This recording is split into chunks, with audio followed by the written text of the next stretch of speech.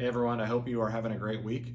I'm going to be talking to you today about the history of glass manufacturing in terms of World War II, how Libbey Owens Ford and how our company supported the war effort, some of the products that we made at the time, and how those led to some of the most interesting innovations in the world of glass.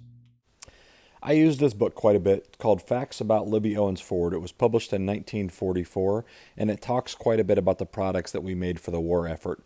If you've seen any of my other videos, you know that we were early innovators in low E. This got used primarily for aircraft transparencies, and one of those I mentioned was the P-47 Thunderbolt. So it was the cockpit, the front windows that kept the windows from frosting up, so fighter pilots could actually see out. But this was really starting to get used in a lot of other applications, and the low E was applied to both glass and plastics. So this one, the Douglas A-26, was this big canopy that was kind of fused together in one large piece. The whole front nose cone was basically an open vision area. The B-29 bomber also had a bunch of different glass for vision areas. Some of this was safety glass, some of it was plastic. It varied quite a bit. But we got involved in different things like gunners' turrets and making bullet-resistant glazings. Those really weren't available prior to World War II either, so we were really good early innovators in this.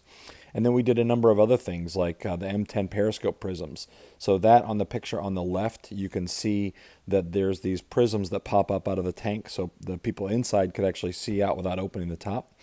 And then on the right side there, that's tempered glass used to cover up these searchlights, these spotlights. Tempered glass even was kind of a new development at that point. It wasn't really well known or well used. Optical glass was another area, so these are for sights, for sighting bombs, gun sights, different things like that. Optical glass requires significant developments. And then this product was called Thermopane. This is an early innovation in IGUs, insulated glazing units. So instead of having two pieces of glass with an airspace in between that's sealed with an organic material, this was actually a glass to metal weld.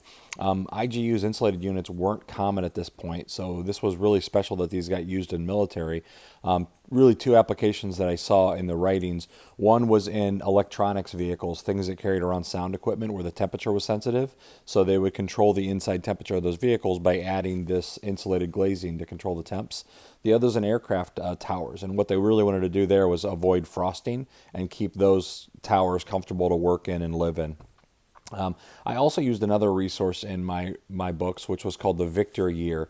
And this one had a little bit more to do with some of the other products that we made and the innovations towards the end of the war.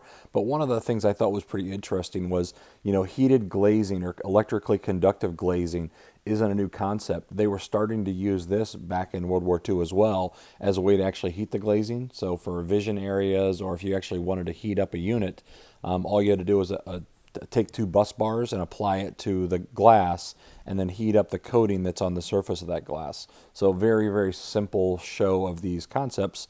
Heating up a piece of water, heating up a vial of water, or frying an egg on the surface of the glass. I just thought these were really innovative and neat pictures of how that technology is used.